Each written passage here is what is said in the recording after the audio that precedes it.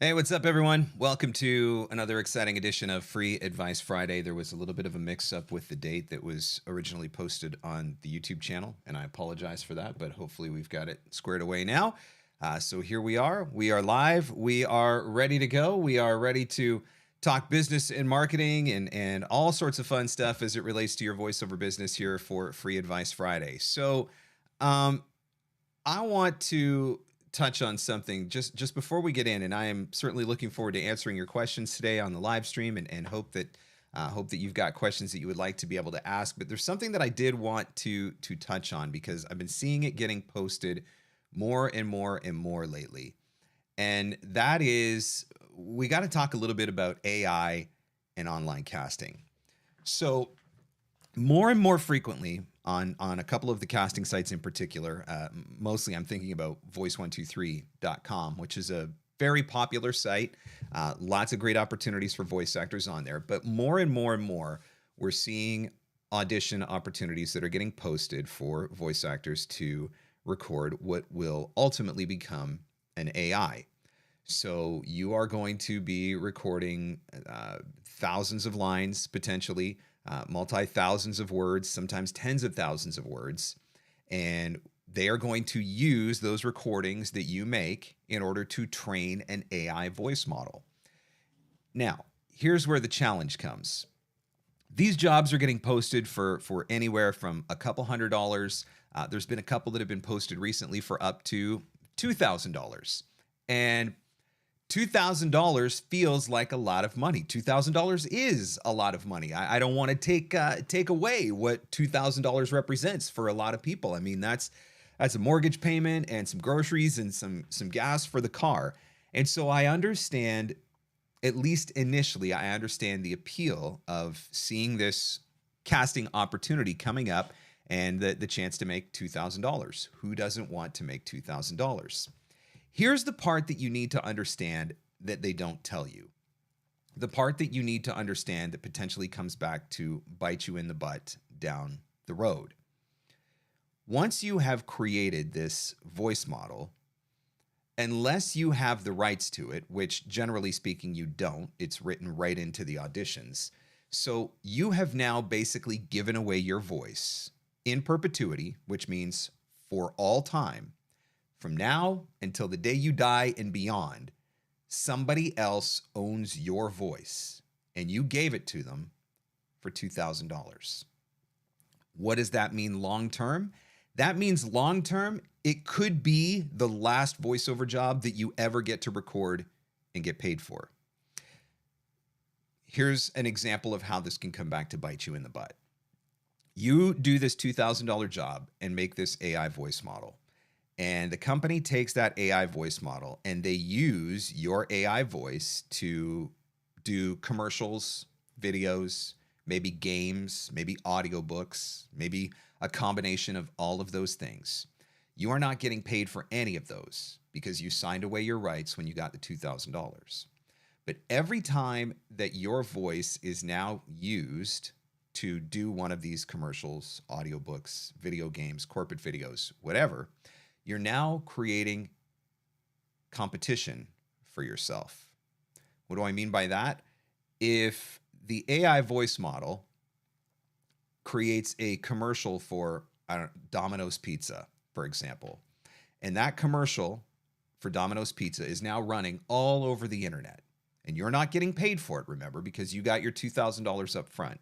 Now, an opportunity presents itself for you to do voiceover work for a competing pizza chain, except you can't now because you have a conflict. And so you are going to lose out on that job for the new pizza chain because of the conflict that was created by having your AI voice out there doing stuff in the background. So every time that your AI voice gets used to do any kind of recording, you are creating conflicts for yourself, which can ultimately derail your future prospects as a voice actor.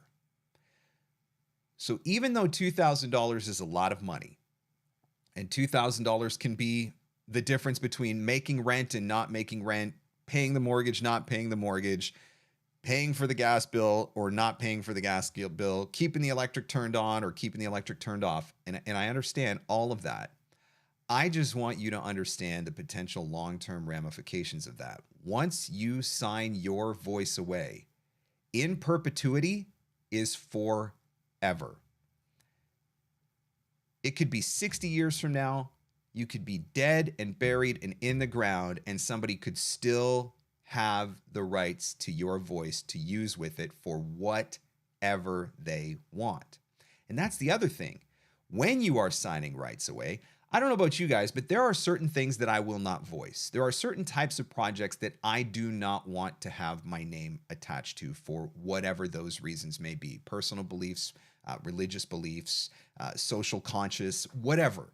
There are certain types of projects that I don't want to have my voice attached to. Once you sign your rights away on this AI voice model and you get your $2,000 paycheck, you no longer have any rights or control or say over where your voice is going to get used. So it could be used on things that you completely disagree with. It could be used on things that you are opposed to politically, spiritually, personally, emotionally, socially, whatever. You have no control at that point. You have no control over where your voice goes and how your voice gets used. Are you willing to give up all of that forever for $2,000? I'm not. Because I know that I'm going to make $2,000 in voiceover this week, and I'm going to make $2,000 in voiceover next week, and I'm going to make $2,000 in voiceover the week after that. So I know that there are enough opportunities out there that I'm going to keep going. I'm going to keep plugging away. I'm going to keep making money. Don't let the draw and the attraction of that short-term payoff keep you from being able to pursue voiceover going forward. It's not worth the $2,000. It's not worth the $2,000. I see jobs like this getting posted in social media all the time. And it's generally voice actors that are posting in Facebook groups and knocking on the people who are auditioning for these projects and you know, talking about how these people are killing the industry and destroying the industry and blah, blah, blah, blah, blah. And that's fine, but it's not helpful.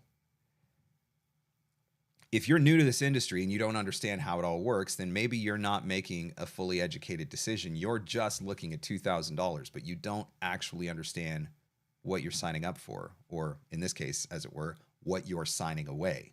So I just wanted to take a minute off the top of Free Advice Friday here to help you understand what you are potentially signing away by signing on or auditioning for these projects. And if you ultimately get accepted for one of these projects, I just want you to understand what the long-term ramifications are of you giving your voice away in perpetuity, forever.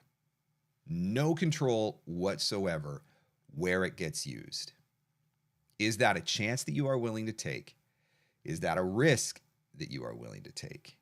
And is that risk worth $2,000 for you? So something to think about when it comes to AI. This is a brave new world for a lot of us. We're trying to figure out how the pieces of this all come together.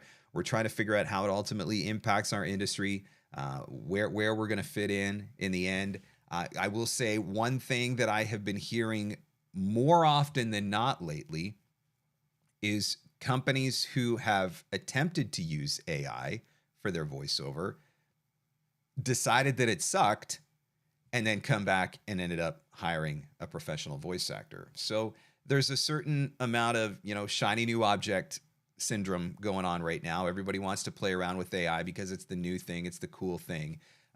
But as they do that, they're starting to recognize, oh yeah, this isn't very good right now. This isn't as good as having an actual voice actor. And so I think we've got hope for a little while longer, but just be careful about those AI and voice modeling jobs that you're seeing on online casting, because those can be a potentially very dangerous thing.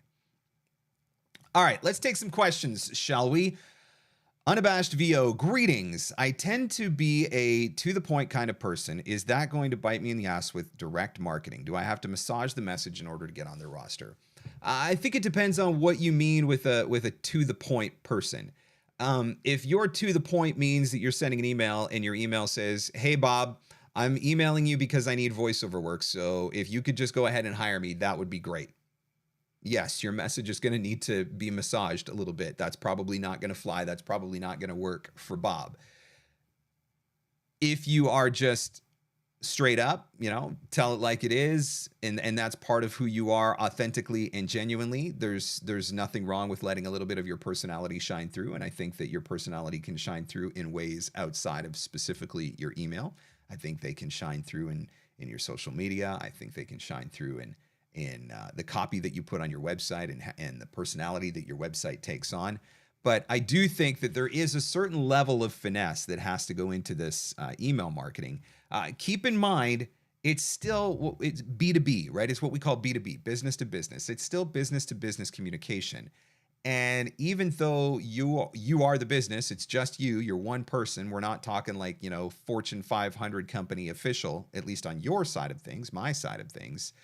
That doesn't mean that the companies that we're reaching out to aren't bigger and don't present themselves in a little bit different way or don't have a slightly different way of working. And so I definitely think that you want to take that in mind.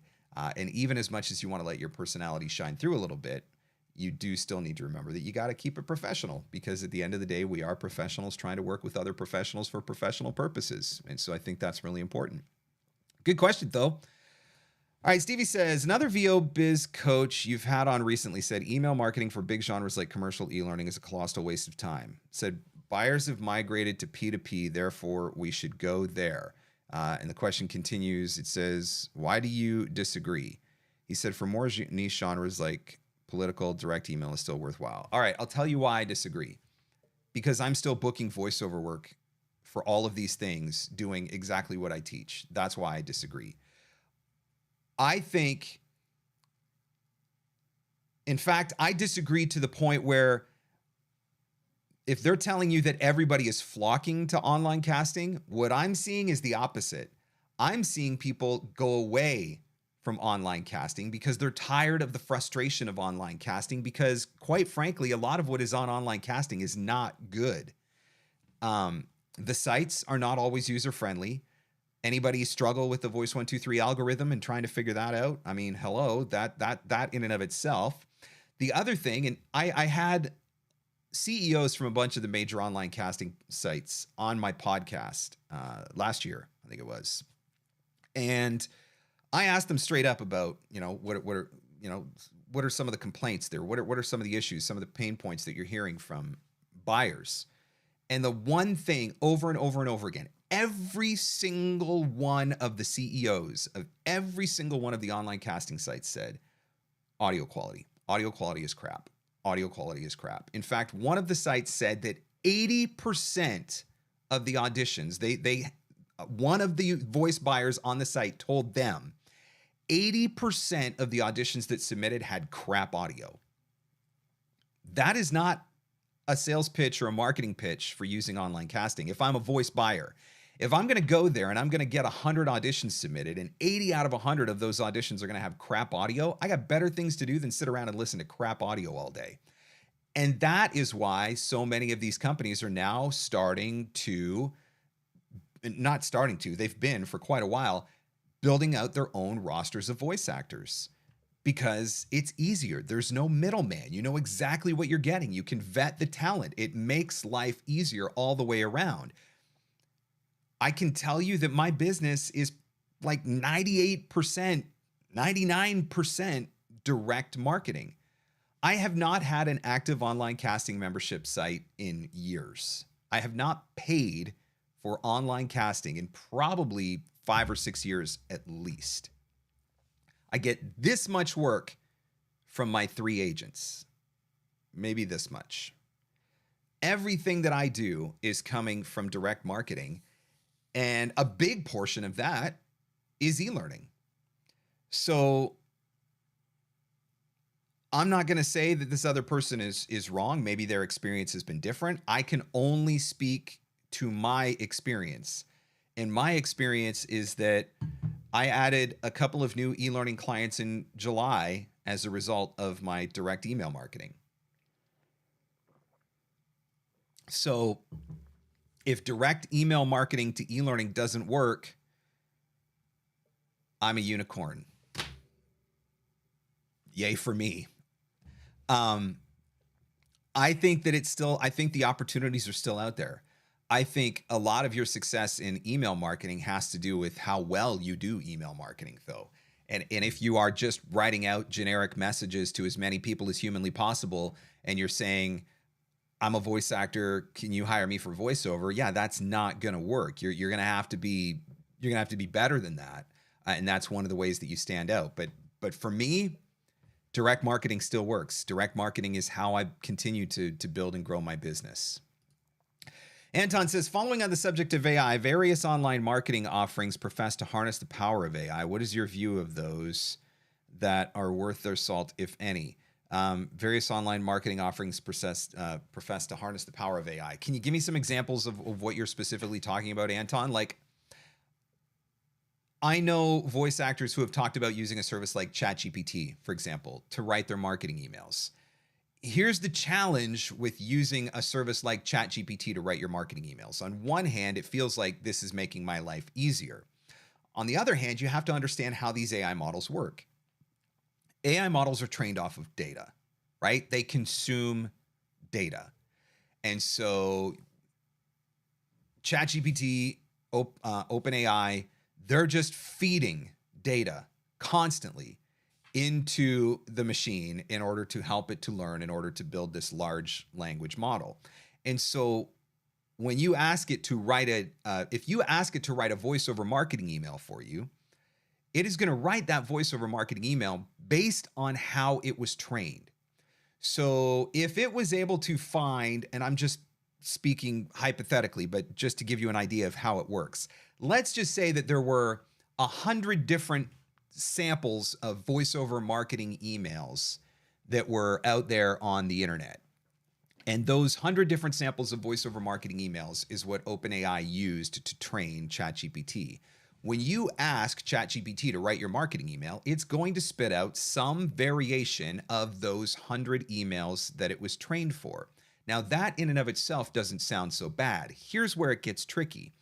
If it is spitting out a variation of those emails upon which it was trained, and that's what it's giving you, that's also what it's giving every other voice actor who's doing the same thing, which means you run the risk at that point that all of your marketing emails are exactly identical to everybody else that is using this strategy. How can I speak to that with a little bit of authority? Because when ChatGPT first came out, I was getting emails for SEO, I was getting emails for website design services, and I was getting emails for my podcast, and I was getting emails for people wanting to write guest blogs for my website. And all four of those different emails were the identical template with just what service they were offering changed. And so it became pretty obvious that these people were using ChatGPT to create that marketing email, and it was just spitting out the same email for everybody, except that it was changing out the service or changing out a name. And so that's where you have to be careful using services like AI for things like that. I don't know if there are other specific examples that you want to get into, Anton, and if you do, feel free to clarify the question and type it into the comments, and I'm certainly happy to do my best. I admit it, I'm not an AI expert. I'm learning right along with everybody else, but there are a few things that I've picked up along the way. Again, thank you for coming to Free Advice Friday. If you do have a question that you would like to ask, just type a Q beside your question in the comments, and that way it pops out to me on the screen, makes it a little bit easier for me to find. But certainly happy to answer any business and marketing related questions that you've got as it pertains to your voiceover business. All right, Anton is back here. Let's see what he says. For example, Copilot AI connects with LinkedIn Navigator to bring back warm leads based on posts that producers and other potential clients regarding their voiceover needs. That actually sounds interesting to me. That might be an area where AI could be helpful and where there might be an advantage to playing around with it. I think at the end of the day, I just want to make sure that, particularly from a content standpoint, if I'm making connection requests, if I'm sending emails, if I'm creating social media, I want to make sure that it's still coming from me and it's still coming from my voice. Have I used AI services to help me with idea generation? 100%. Have I used AI to brainstorm? 100%. Have I ever had AI write me copy of any kind and taken it and used it word for word? Never. Not once. Because I can't fully trust it and I want it to be in my own voice. And so I think that's really important still for me. But I'm interested in this Copilot AI, that connecting with LinkedIn Navigator, because that might be something that it becomes ultimately a time saver. And I do think, we can't just be afraid of AI. It's coming whether we like it or not. Obviously, we want to pay attention to how it's going to evolve in the voiceover industry and how it's ultimately going to impact voice actors for sure. That's a big part of this. But don't just write off AI as, the devil, because there are a lot of ways that it can add value to your business. There are a lot of ways that it can make your life easier. And more companies are starting to roll out AI services. Like the company that I use to build the VOpreneur site. There's AI options that are built into that platform now that will help me to, it'll take a look over a blog that I've written and help me to tweak the copy. It will help me, it'll take one of my sales pages and it'll give me suggestions on how I can improve my sales page and different things like that. And so there are areas where AI is absolutely going to add value with some of the things that it can do for you with finding leads and email addresses and all of that sort of stuff. So I would say don't totally write it off. Because there certainly are ways that I think that AI can be used and that you can certainly use it to your advantage. Speaking of crap audio, Uncle Roy says there is no need for crap audio. Operators are standing by 25.8. So if you are unsure of the quality of the audio that you are putting out in your studio, send it to Uncle Roy, send him a sample, and he will get back to you and he will let you know whether or not your audio is any good. So keep that in mind. Guys, I want to mention this weekend only, I'm doing a 25% off flash sale on all of my masterclasses. So this includes Making Money with LinkedIn, a 2-hour class that deep dives into LinkedIn, 101 ways to find voiceover leads, which is literally exactly what it says. It's 101. Actually, it's 122, I think, ways to find voiceover leads. Follow-up Academy, which is success is in the follow-up. I say that from your email marketing standpoint. Once you get prospects into your pipeline, you have to have a way of keeping up with them consistently so they don't forget about you. And that's what Follow-up Academy teaches. Booking in your backyard teaches you local marketing. And 10 Commandments for the VOpreneur is just 10 marketing principles that you need to understand to successfully market yourself in today's marketplace. So if you go to VOpreneur.com/store, VOpreneur.com/store, and use the promo code HAPPYAUGUST. You can get 25% off any of my current masterclass offerings. That does not include the subject line guide. It does not include voiceover marketing playbook. It does not include private coaching. And it does not include my Nimble course, which is already discounted. But any of those masterclasses, you could save 25% off this weekend only. So VOpreneur.com/store. VOpreneur.com/store and use promo code HAPPYAUGUST. This is the page you're going to see. So Making Money with LinkedIn, 101 ways to find voiceover leads, Follow-Up Academy, Booking in your backyard, 10 marketing commandments. Those 5 there, you can take 25% off any of them or all of them if you want to get all of them. So that's available at VOpreneur.com/store. And that flash sale runs throughout the weekend. All right, let's see. Where else are we going? Again, welcome to Free Advice Friday. If you do have questions that you would like to ask and get answered, feel free to type a Q before that comment, and I'm watching for it to pop up on my screen, and I'm certainly happy to answer as many questions as I possibly can here today. Here's another one from Stevie. It says, is there a solid % of your coaching clients who are new within the last 1 to 3 years able to get success finding quality voice buyers via email marketing? What's the common denominator for successful people? The common denominator is consistency. It absolutely is perseverance and consistency. If you are reaching out to, 5 or 10 people a week and you do that for a month and you don't get a booking out of that, and then you decide that email marketing is garbage, you're going to fail. I don't know. What do you want me to tell you? That being said, if you are consistently contacting 10 or 20 people a day, right? 10 people a day, 5 days a week, 50 people. 20 people a day, 5 days a week, 100 people. And if you do that for a year, you will produce results I have to add this caveat, you've got to have professional demos. You've got to have great audio. You have to have a professional website that you can drive traffic to that makes a really great impression. And you obviously have to have the coaching and the training to back it up. I teach my voiceover marketing playbook class, which is literally a deep dive into my entire marketing process. I teach everything. I hold nothing back, no secrets. I give it all away in voiceover marketing playbook, which, by the way, is going to be available in early September. But even with voiceover marketing playbook, I say up front, do not buy this class if you don't have professional demos. Do not buy this class if you don't have professional audio. Do not buy this class if you do not have a professional website, because if you don't have those things, you are not ready to market yet anyway. If you have self-produced your demo, if it's not up to par, like, it doesn't matter if you can't afford a demo. And I don't mean this to be rude, but you're competing against the people who can.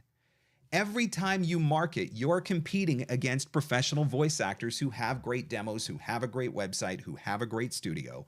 You have to be able to put your best foot forward.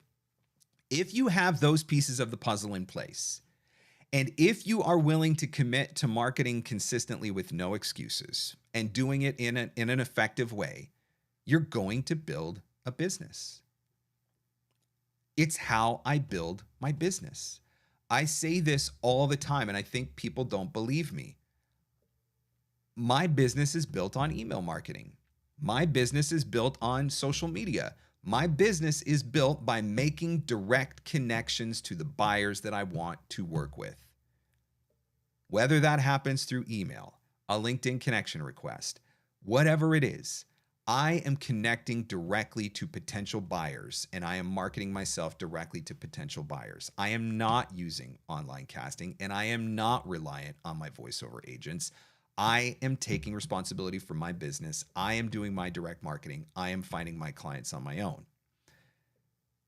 And I'm still doing it, and I'm still getting new clients, which means that it's still working.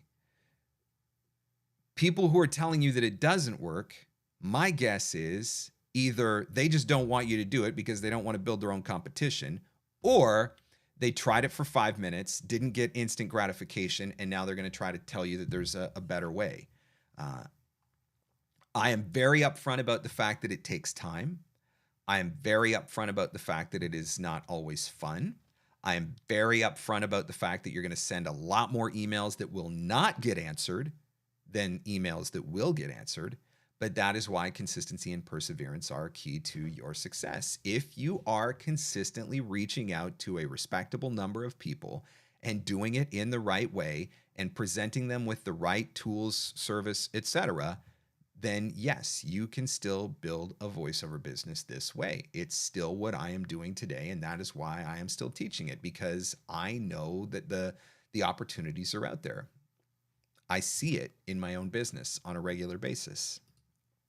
Mary says, Voice123 is just a lot of AI requests right now, like at least 80% today. And I'm hearing that more and more, and I'm hearing that voices.com is very similar. And so you've got to be careful. You've got to know what you are signing up for. It is not worth it to give the rights to your voice away for the rest of your life for $2,000. It's just not. There are other ways to make $2,000. I will go and get a freaking fast food job at McDonald's or Arby's or KFC before I would ever give away the rights to my voice for the rest of my life for $2,000.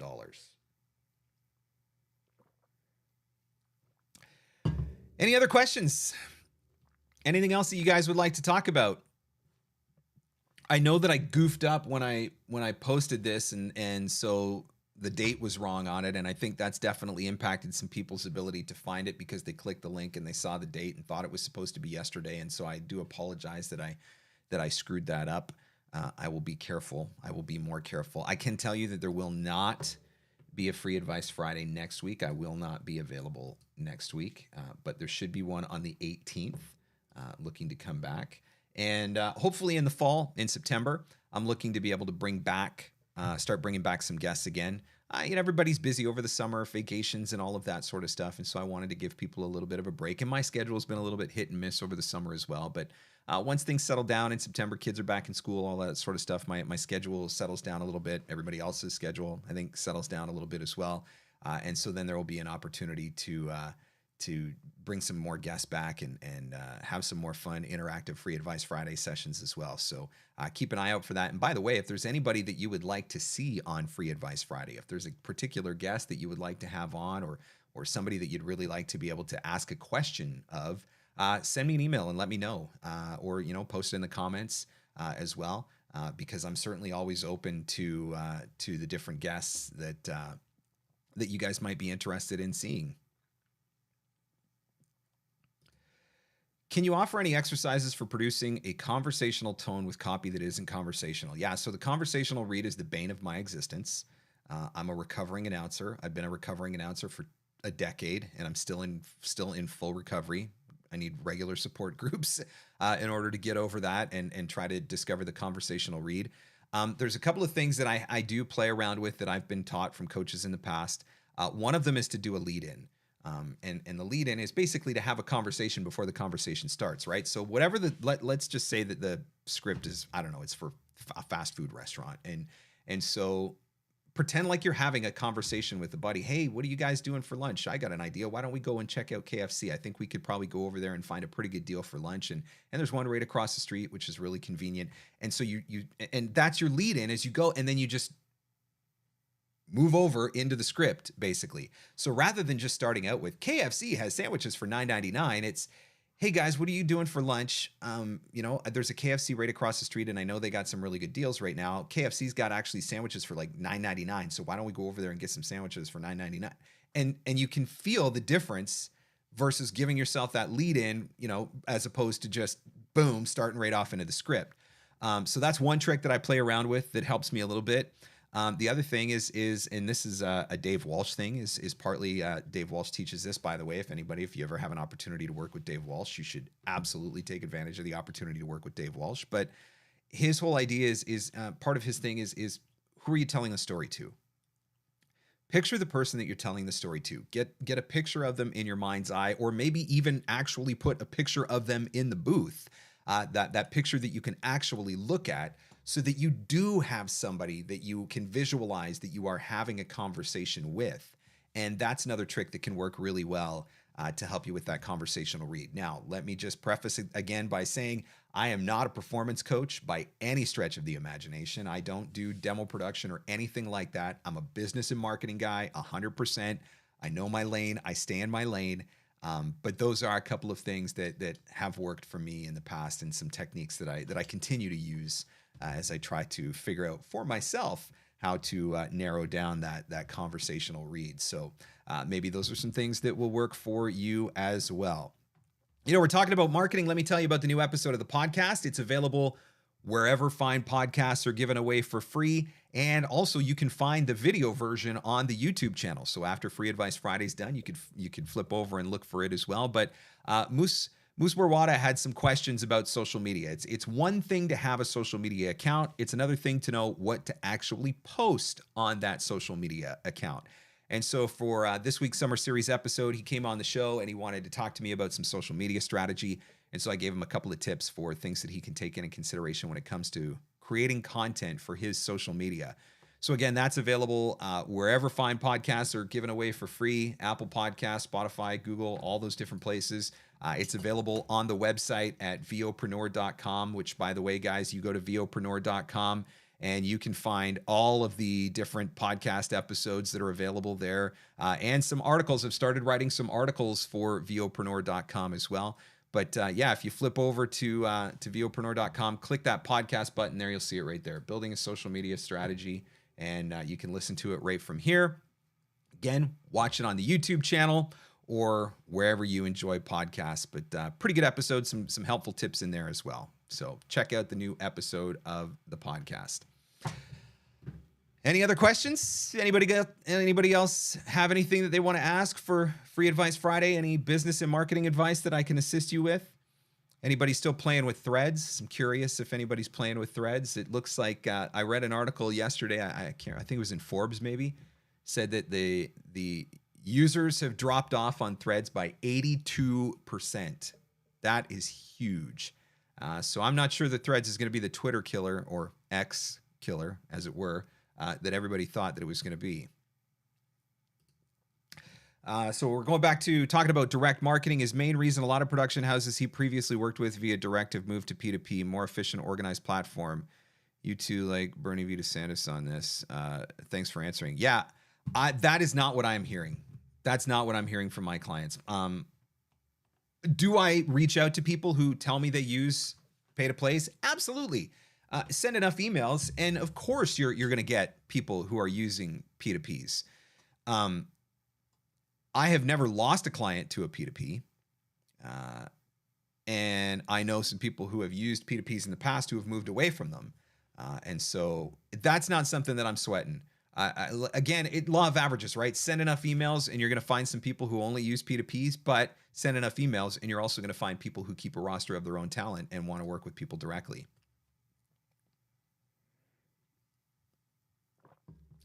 Is your success in e-learning more than other VO gigs as a result of your first being an announcer? Conversational is encouraged, but isn't e-learning more geared to articulating ideas clearly? This is a great question, by the way, Christopher. Thank you for that question. I think there's a couple of reasons why I do really well in e-learning.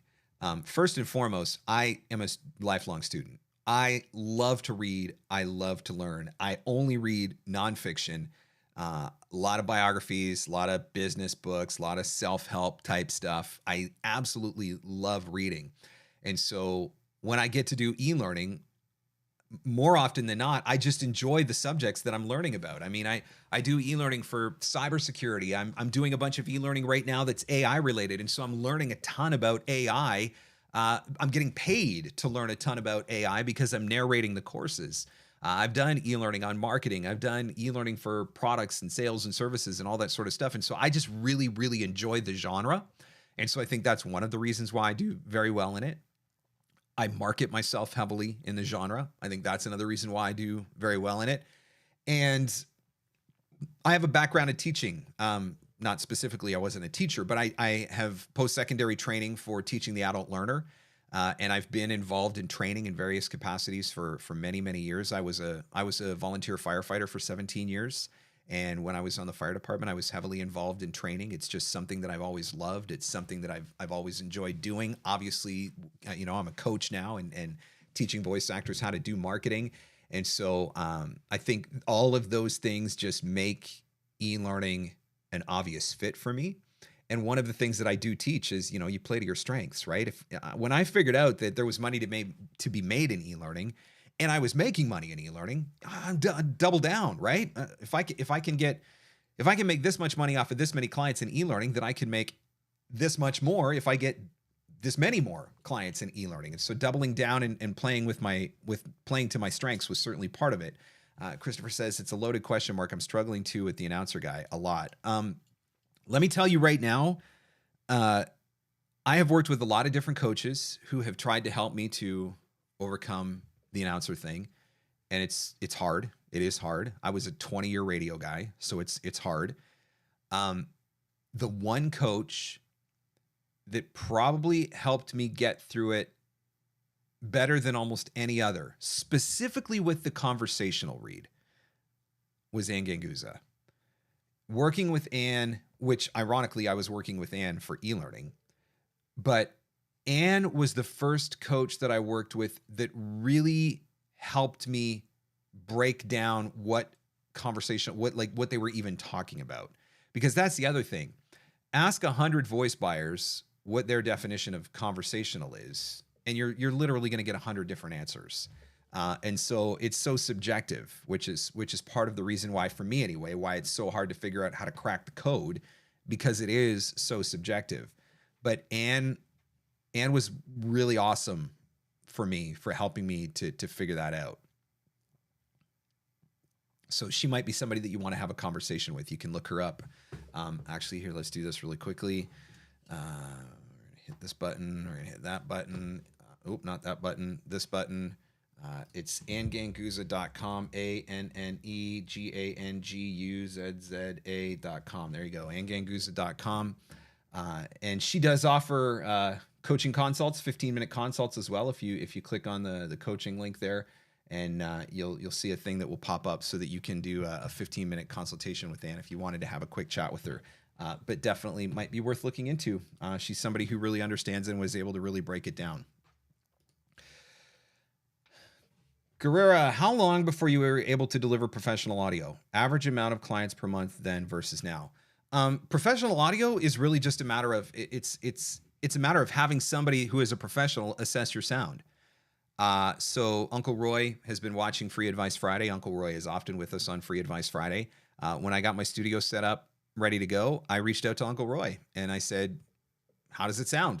And he said, you need to do this and do this and do this to fix that. And so I did this and did this and did this and fixed that. And that was it. It's not about how many clients you have or how many clients are delivering that professional sound. That it's if we're talking studio / audio quality, right? That broadcast quality sound where it's not really echoey or it's not over processed. You don't put too much compression or you don't EQ it too much or blah, blah, blah, all that sort of stuff. If that's what we're talking about, that's what I'm referring to when I say, professional sound, broadcast quality sound, as it were. That's just a matter of having a conversation with somebody who is able to assess that for you. And so Uncle Roy was the one who was able to assess that for me. World Voices, if you're familiar with World Voices, WOVO is the organization. They used to offer a studio assessment program. You can have a WOVO studio approval. I don't know if that's still something that they do or not, but that was something that I did in the past as well. Nobody outside of WOVO has any idea what WOVO studio approval means, but that's okay. I wasn't doing it for them. I was doing it for me. I wanted somebody else to tell me, Mark, your sound is good enough. And with WOVO, that included people like Uncle Roy, George Whittam, Dan Leonard, Cliff Zellman, I believe was part of that process. And so if I've got guys like that are saying your sound is good, I'm not worried anymore. I know that I'm fine. I know that I can deliver. I know that my audio stands up. Let's see. Stevie says, who do you think are the top 3 to 5 millennial, around 35-year-old VOs, performance-wise, who are crushing it broadcast and non-broadcast? I would have no possible way to answer that question, unfortunately, because it would be entirely up to... I mean, I don't even know if there's a way to figure that out other than like going through people's social media profiles and figuring out what they're booking and how they're doing booking wise. I don't know whether or not voices.com does it. I even hate to mention their name on the show because I'm not a fan, but once upon a time, VDC had an option for filtering top booking talent when you were searching. That might be an option that you could try to do, to search for top booking talent. And see what they're up to.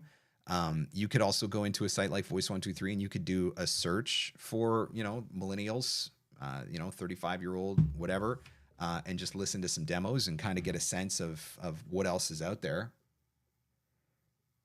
But I don't know I don't know how I would determine, maybe going through iSpot TV. But yeah, I'm not sure. I don't think I can give you a helpful answer to that particular question, unfortunately, Stevie. What else is going on, guys? I mentioned it earlier. Let me bring it up here. Voiceover Marketing Playbook is coming back. And look at that. The graphic's wrong. I actually have the numbers inverted. It's actually coming back September 12th to the 21st. 12th to the 21st for Voiceover Marketing Playbook. VoiceOverMarketingPlaybook.com is the website where that is going to be available. So keep an eye out for Playbook. It will be here. It will be here soon. For domain and therefore email, is there an advantage to using full first name, last name so people remember, or is it something like first name, voice better? I do think on the domain, I think it's worth, like I have markscottvoiceover.com. That way it's got my name, but it also has voiceover, so it's very obvious what I do. That being said, if I could have registered just markscott.com, I probably would have, but it wasn't available. So I would say, if you were going to register steviedanielsvo.com or steviedanielsvoiceover.com or something like that, I do think there's an advantage to that. Obviously, having your name is nice. The trick is if you have a name that is commonly misspelled, hello, Mark, M-A-R-C, you might want to register some alternative versions just to keep yourself safe. Maybe have alternative versions that direct towards your website just to remove any confusion. But certainly, I think there's an advantage to having your name in your domain, because the other thing, sometimes I see voice actors who come up with really fun or creative brand names or company names, but those brand name and company names don't make it clear what it is that you do. And so you maybe are missing a marketing opportunity there, possibly an SEO opportunity as well. To be debated whether having markscottvoiceover.com has any impact on SEO or not. I've talked to some different people. Some say yes, it does. Some people say no, it doesn't. But I'd rather have it and look, Mark Darrow, look, Mark, you feel my pain, don't you, brother? You know exactly what I'm talking about. Your name hasn't been spelled right your entire life, has it? So make sure that you register MARK if you're and have that direct as well. But definitely, I would say getting a domain with your name and possibly adding something like voiceover would certainly be worth it. Domains are cheap too. That's the other thing. So, buy a couple. That's something that I did talk about a little bit with Brad Newman. I believe we talked about domains. I can't remember if we talked about that on the podcast or if we talked about it in Free Advice Friday. I think we talked about it in Free Advice Friday. Now I'm curious. I gotta go look for it. Hang on a second. Brad Newman. Because I had Brad on the show. Oh, now I can't find it, of course.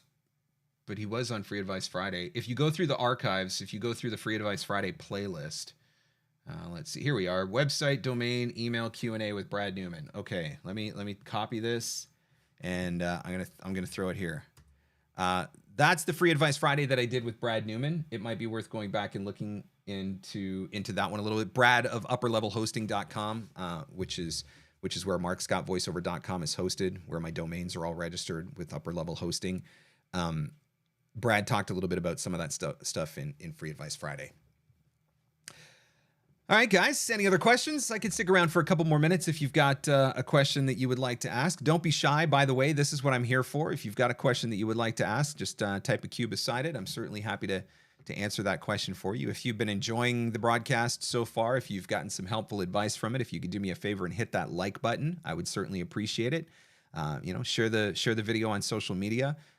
So that your friends and colleagues can come back and watch the replay a little bit later when the broadcast is done. I would certainly appreciate that as well. But thank you guys for hanging out as always and for the questions that you ask. And I appreciate you giving me your time like that. So thank you. Don't forget the weekend flash sale at VOpreneur.com. Head there, VOpreneur.com/store, VOpreneur.com/store. Use promo code HAPPYAUGUST. And you can save 25% off of my current masterclass offerings, VOpreneur.com/store. And then you can use promo code HAPPYAUGUST, save 25% off masterclasses. That includes Making Money with LinkedIn, 101 Ways to Find Voiceover Leads, Follow-Up Academy, Booking in Your Backyard, and 10 Marketing Commandments for the VOpreneur. So that's this weekend only that you can save 25%. And that is the last sale that I'm going to be running for a while. So keep that in mind.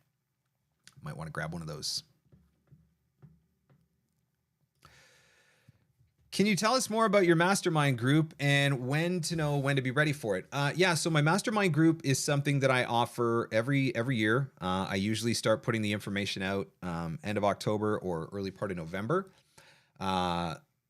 It is available to people who have signed up for Voiceover Marketing Playbook. And the reason why I do that is because I know I can feel confident that if you have taken Playbook, you have the foundational knowledge that you need as far as marketing and running a business. You have those foundations in place so that I know that we can help you level up from there. And I know that if everybody that's in the group has taken Playbook, then everybody is at least at a similar starting point as far as their business and marketing knowledge, right? That doesn't mean everybody's in the same place in their business. I'm not looking for everybody to be in the same place in their business. I just want to make sure that we've all got a foundation from where we can build. And so if you have taken Playbook, then the information for the mastermind will go out. Like I said, it'll probably be in November that it will go out. I make decisions on the mastermind by the end of November because I have my first meeting with mastermind members in mid-December, and then we get started and it runs from January to December.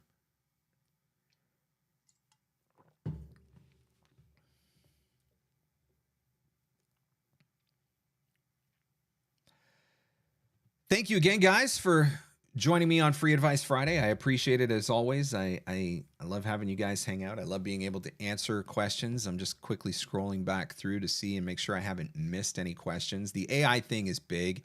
I'm actually in the early stages of putting together a webinar. It's probably just going to be a quick little free 30-minute or 60-minute webinar. I'll probably do it here on my YouTube channel, just talking a little bit about AI and addressing some of the big concerns that I keep hearing over and over again. And you know, again, I am not an expert on AI. I am learning this stuff right along with you guys. I'm trying to figure out and navigate some of this stuff right along with you guys. The big one, though, that I did want to talk about, and if you're jumping in late, you might want to go back and watch the very beginning of Free Advice Friday, the first probably 10 minutes or so, where I talk a little bit more about AI as far as the audition opportunities that are out there. Full disclosure, I have created an AI voice model. The difference is I own the complete copyright to that voice model. So I get to decide where and how my voice is used. That's a big difference maker. And if I decide that I want to pull the plug on my AI voice model, I can pull the plug on it. So that is a totally different scenario.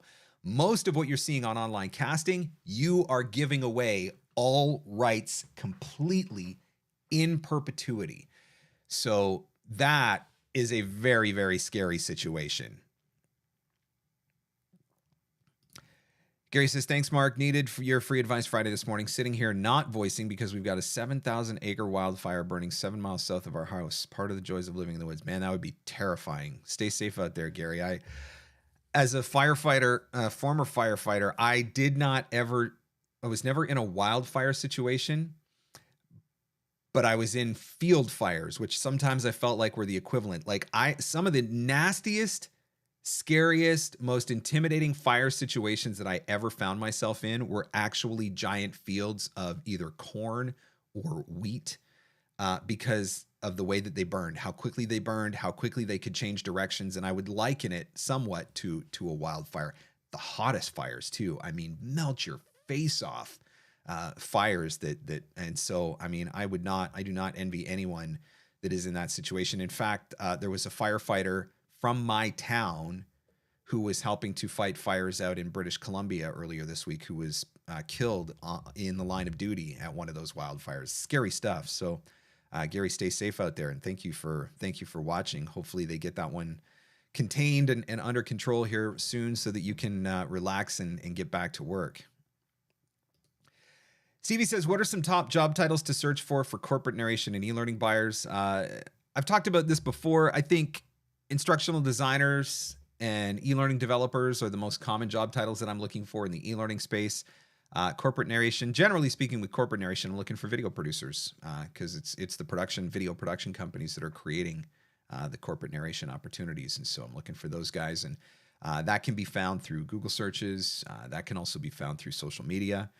You can do hashtag searches in places like Instagram, and you'll see companies that are posting their corporate video work on Instagram. And certainly you can do searches for job titles on LinkedIn as well. So that's an opportunity to find that type of work. Christopher says, have a nice week off, Mark. Can't thank you enough for being so genuine and transparent. I appreciate it, Christopher. To those of you that are heading off to One Voice next week, I hope you have an amazing time at One Voice. It's going to be a great conference.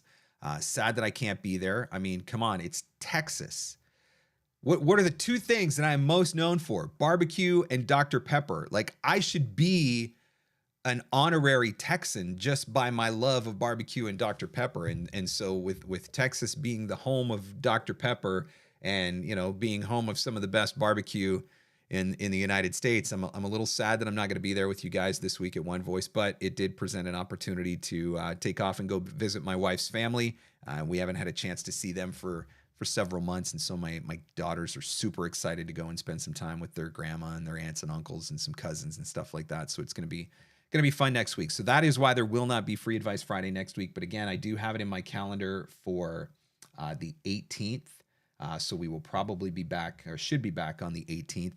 And again, I mentioned earlier, but if there is a particular guest that you would like to see on Free Advice Friday, I would love to know. I'd love to hear about it. So you can either send me an email directly or feel free to type it in the comments. If there's somebody that you would love to see on the show and you'd love to be able to have the opportunity to ask them a question, I can't promise that I can get everybody that you want, but I can certainly put out some inquiries and talk to some people. Hopefully going to get that side of things, the bringing guests onto Free Advice Friday, get that started back up again here in September, because I mean, I think there's probably only so much that you want to hear from me before you're just sick of me and don't want to listen to me talk anymore. And so it'd be nice to have some other people on the show and have the opportunity to hear them talk and hear what they have to say and hear what they have to offer.